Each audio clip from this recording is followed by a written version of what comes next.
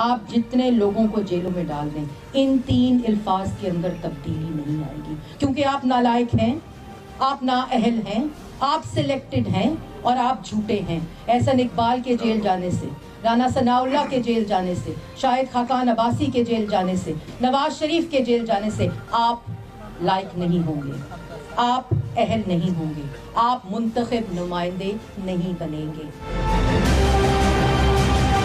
جو chief of army staff کی extension ہے، اس کے ٹھیکیدار حکومت کو بننے کی ضرورت نہیں ہے۔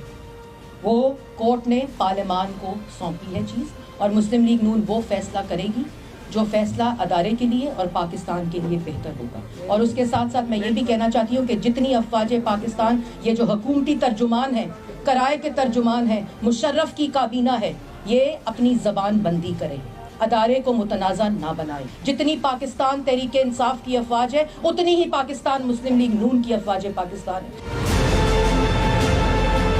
میں یہ کہنا چاہتی ہوں چیئرمین نیب کو کہ آپ سلیکٹڈ وزیر اعظم کے اعلیٰ کار ہیں، آپ سیاسی مخالفین کو اغوا کر رہے ہیں۔ اتنا خوف مریم نواز کا ہے کہ وہ باہر جائیں، کابینہ کا اجلاس ہوتا ہے کہ مریم نواز باہر جائیں کہ یہاں رکھیں۔